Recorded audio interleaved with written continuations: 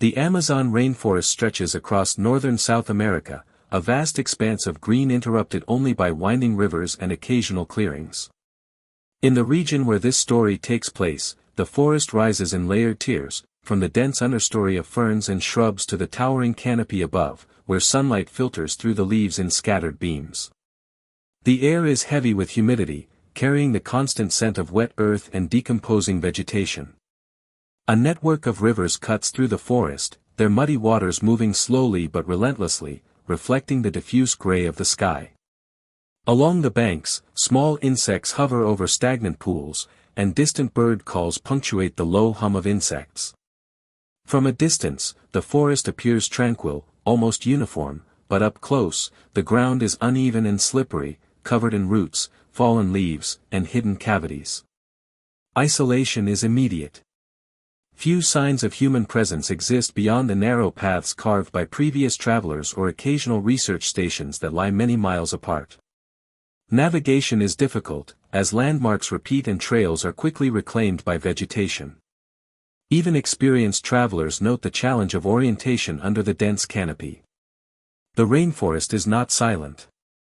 The persistent drone of insects, the occasional splash of water, and the rustling of animals moving unseen through the undergrowth create a constant ambient presence. Daylight is diffused, and shadows shift continuously with the wind in the upper branches. For those entering this environment, the Amazon presents itself first as a living, breathing ecosystem, indifferent to the movements of humans within it. Here, at the edge of this immense forest, a small expedition prepared to enter deeper reaches. For the woman who would soon be left alone, these early hours offered calm and measured observation, with no sign of the difficulties that lay ahead. The woman at the center of this story was Maria, a field biologist in her early 30s with experience in tropical ecosystems. She had spent several years studying plant and animal interactions in various parts of South America, often conducting research in remote areas with minimal infrastructure. Her work demanded careful planning, physical endurance, and an understanding of the natural world. While not a survival specialist, she had basic training in first aid, navigation, and jungle protocols, standard for field researchers operating in isolated environments. Maria joined a small team of 4 for a research survey in the western Amazon, in an area of dense rainforest near the upper reaches of the Javari River. Their goal was to document species diversity along several transects, collecting samples for ecological study. The group included her supervisor, a fellow biologist, and 2 local guides familiar with the terrain and river systems. All members carried lightweight gear, including hammocks, machetes, water containers, and basic camping equipment, designed to allow mobility in the dense forest. The expedition's path was chosen for its relative accessibility and the likelihood of encountering undisturbed flora and fauna. The team moved slowly, noting plant species and observing animal signs. Days began before sunrise, with careful preparation of routes, and ended after dusk, when the canopy reduced light levels and shadows merged into the undergrowth. The rhythm of travel was dictated by terrain and daylight, with river crossings and occasional clearings providing moments of orientation. Maria's familiarity with the rainforest gave her confidence in her abilities. She understood which plants were edible or medicinal, how to identify water sources, and how to recognize animal trails that could assist in navigation. She was also accustomed to the isolation of such work, spending hours alone during data collection while the team paused elsewhere. Despite preparation, the Amazon remained unpredictable. Rainfall could swell rivers overnight, and fallen trees or muddy terrain often required detours. Communication was limited to short-range radios, and even these were unreliable under the thick canopy. The guides cautioned the group to remain close together, but subtle differences in pace could easily create gaps. The team's routine was structured but deliberate. Early mornings were devoted to setting up observation points and collecting samples. Midday heat encouraged pauses in shaded areas along riverbanks. Afternoons involved data recording and slow travel to the next campsite. Evenings were spent organizing equipment, cooking simple meals, and reviewing the day's observations. This rhythm, methodical and calm, reflected both the scientific objectives of the expedition and the inherent caution required in such an environment. The decision to enter this portion of the Amazon was logical, guided by scientific objectives and local knowledge. No one anticipated the combination of environmental conditions and human error that would soon separate Maria from the group. At this stage, the rainforest was still a background to her work, its scale and complexity acknowledged but not yet threatening. Within the initial hours of the journey, she moved comfortably, observing the forest floor, listening to the call of birds, and noting the subtle changes in humidity and light. This familiarity, coupled with training, gave a sense of controlled immersion. The forest was vast, but at that moment, Maria and her team moved through it with intention and awareness. The moment of separation occurred on the third day of the expedition. The group had been moving along a narrow trail beside a slow-moving tributary of the Javari River.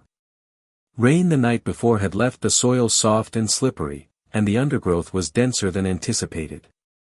The guides, leading the team, paused periodically to assess the terrain and confirm their bearings. Maria, collecting plant samples slightly off the main path, did not immediately notice that the team had advanced a short distance ahead. Within minutes, the familiar sounds of the group, footsteps, voices, and occasional laughter, faded under the dense canopy. The forest seemed to close in, isolating her in a corridor of ferns and saplings.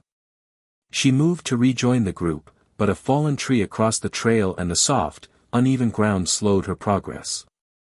By the time she cleared the obstruction, the team was no longer visible, and the radio failed to pick up any transmissions. The environment was unchanged, but her awareness of isolation had shifted. The rainforest, previously a neutral presence, now emphasized its immensity. Every rustle of leaves or splash of water reminded her of the absence of human companions. She could not see the river bend that would lead her to them, and no distant sound offered guidance. Initial efforts to retrace her steps proved difficult. Trails were indistinct, and landmarks were repeated across the dense landscape. The sun, partially obscured by the canopy, offered limited directional cues. Maria recognized the point at which her position had diverged from the group, a narrow clearing flanked by thick vegetation.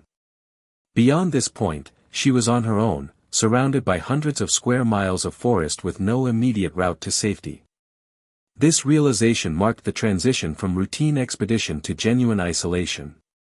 The challenge was not imminent danger from predators or extreme weather but the subtle, persistent difficulty of navigating a complex and unfamiliar environment without the support of companions.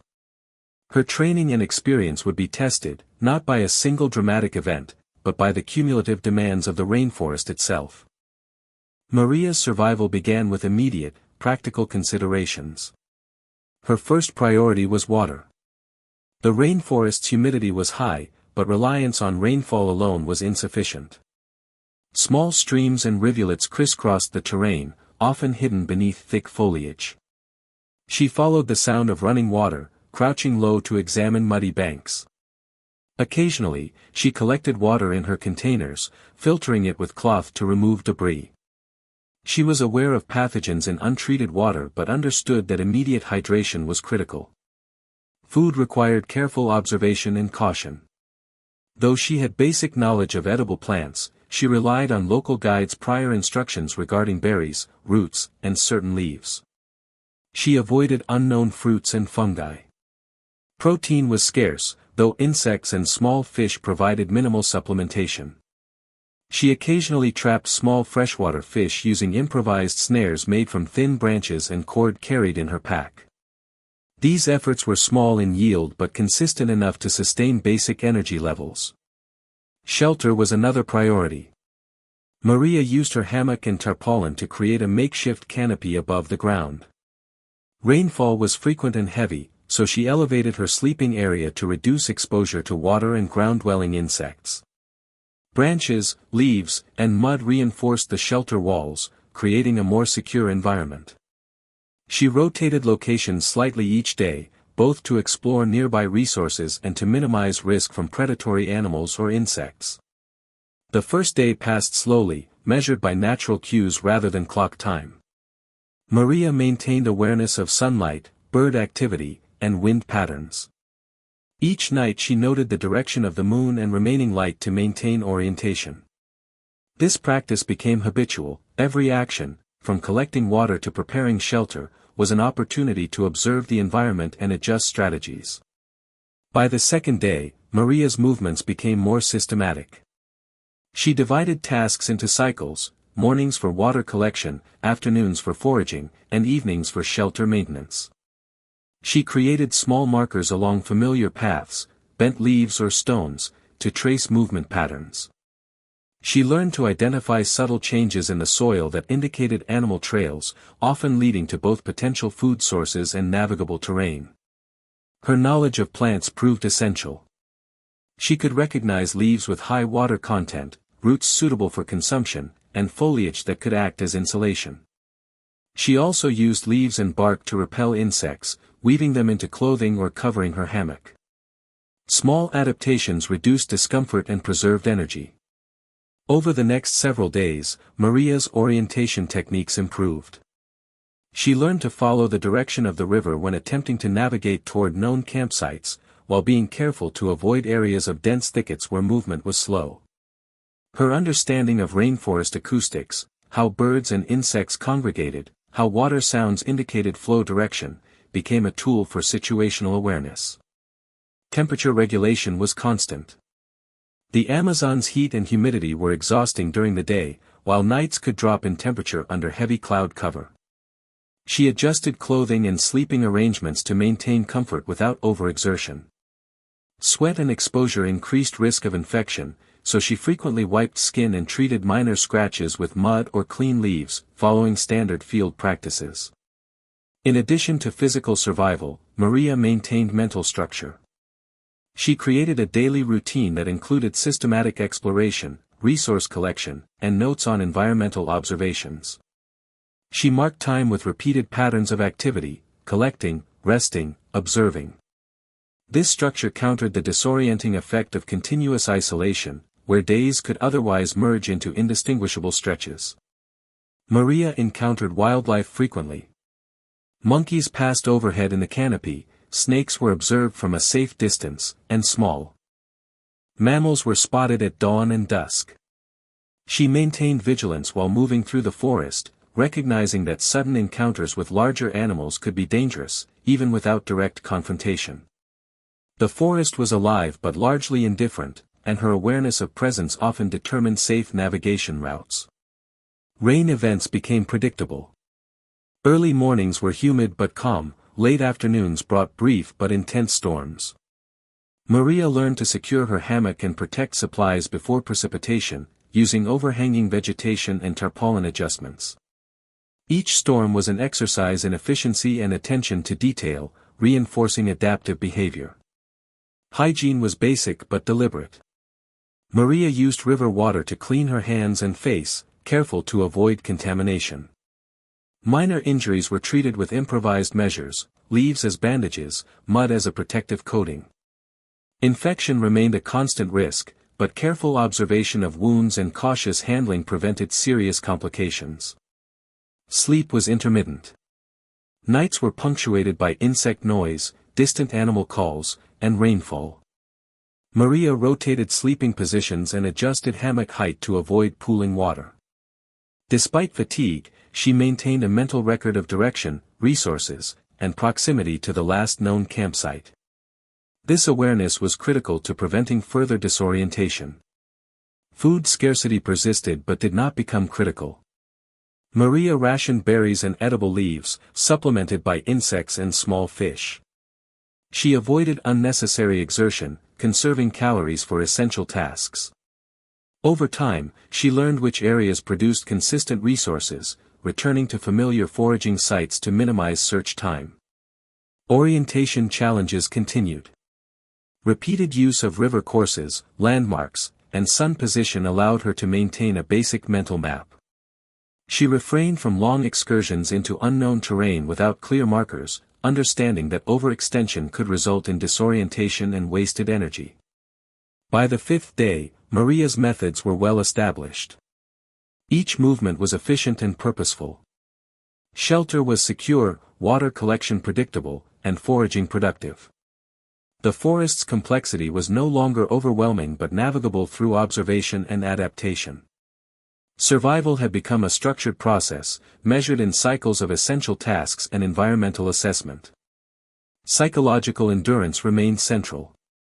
Maria noted time through routine, each collection of water, each meal, and each return to shelter marked the passage of days. Though isolated, these patterns provided continuity. Her training in field observation translated into a practical framework for self-regulation, reducing anxiety and maintaining focus. Throughout this period, Maria avoided unnecessary risks. She maintained vigilance when moving through dense undergrowth, crossed streams cautiously, and observed animal behavior. Each action balanced the need for resources with the need to remain safe, reflecting both instinct and learned discipline. By the end of the week, Maria had survived the basic necessities of water, food, and shelter. Minor injuries had been managed, and energy levels, though reduced, were sufficient for continued movement. She had learned to interpret the rainforest on a functional level, anticipating daily patterns and adjusting behavior accordingly. Her survival was not dramatic. There were no heroic feats or extreme confrontations with wildlife. Rather, it was the accumulation of small, deliberate decisions, repeated over days, that sustained her. Observation, adaptation, and consistent routine allowed her to remain alive and relatively stable until external contact became possible. By the sixth day, the cumulative effects of isolation began to manifest more tangibly. Maria's energy levels were lower, and each movement required greater focus. While her routines had maintained basic survival, the scarcity of substantial food limited caloric intake, slowing physical recovery and increasing fatigue. Muscle soreness from repeated movement over uneven terrain became more pronounced, and minor scratches and abrasions on her hands and feet persisted despite careful management. Water remained accessible, though minor variations in supply required longer collection trips. Fatigue increased the risk of mistakes in navigation and foraging. A single misstep could have led to injury or disorientation, emphasizing the constant necessity of vigilance. Despite the slow pace of danger, the forest demanded attention at every step. Attempts to relocate the group were only partially successful. Maria retraced the original path, moving along faint trail markers, but the dense vegetation and repeated branching of streams made direct routes difficult. Even when following the river, she encountered areas of thick undergrowth and fallen logs, requiring careful navigation that consumed time and energy. Her efforts occasionally led to familiar locations, but she could not re-establish contact. The psychological pressure of isolation intensified. Time became indistinct, dawn and dusk blurred with gray light filtered through the canopy. Her daily routines offered structure, but the absence of human interaction imposed a steady cognitive strain. Every sound, branch snapping, water moving, was evaluated for potential risk or information, a constant mental vigilance that amplified fatigue. Food scarcity remained a concern. The initial supply of edible plants and river fish had decreased in yield. She foraged in previously unvisited areas, testing new berries and roots cautiously. Occasional insects provided additional protein, though their collection required careful attention. Energy management became paramount, influencing both the length and pace of foraging trips. Despite these pressures, Maria maintained adaptive strategies. She observed patterns in wildlife activity, using tracks and droppings to locate food and navigate. Shelter adjustments continued with minor refinements, including improved protection from rainfall and insects. Her awareness of environmental cues, wind direction, river flow, and the position of the sun, remained consistent, forming the basis for both orientation and planning. By the seventh day, exhaustion was evident in both body and mind. Physical tasks required deliberate pacing, and minor discomforts were magnified by cumulative strain. Mental fatigue increased the risk of oversight, yet structured routines provided a buffer against disorientation or panic. She managed each challenge with measured attention, relying on previously established methods rather than improvisation alone. This phase of survival was defined not by dramatic events but by the slow, continuous pressure of scarcity, isolation, and physical exertion. Each day compounded the effects of the last, testing endurance in subtle but persistent ways. Maria's continued presence in the forest reflected the cumulative effectiveness of small, disciplined decisions rather than chance. On the 8th day, Maria's isolation concluded when the search initiated by her team intersected with her position. Her absence had been noticed the previous morning, prompting a coordinated effort involving her 2 guides and local authorities familiar with the region. Searchers followed the approximate route of the expedition, combining knowledge of river patterns with recognizable landmarks and signs of recent human passage. Maria was located near a minor tributary of the Javari River, not far from the last known campsite. The searchers observed the signs she had left, small trail markers, improvised paths cleared of undergrowth, and evidence of temporary shelter. Her visibility was limited from a distance, but careful scanning revealed a section of tarpaulin secured among low branches and a faint signal of human activity. Upon discovery, she was physically exhausted but alert. Vital signs were stable, though she displayed minor dehydration and fatigue consistent with over a week of limited sustenance and sleep interruption. She had no serious injuries, though minor scratches, insect bites, and the strain of repeated exertion were present. The rescuers provided immediate access to food and clean water and assisted her in safely returning to the main trail. The extraction itself required careful movement. Dense vegetation and slippery terrain slowed progress, necessitating guidance and physical support in certain sections. The group maintained a measured pace, ensuring that she did not overexert while moving through areas of uneven ground and low-hanging branches. Medical evaluation was conducted at a nearby station after extraction. Observations confirmed that her condition, though fatigued, did not present critical risk. Standard treatment for minor dehydration and superficial wounds was administered. No complications arose during this period, and she remained conscious and oriented. The return to the team's base restored communication and logistical support. While the forest remained unchanged, the presence of companions reduced the continuous demands of navigation and resource collection.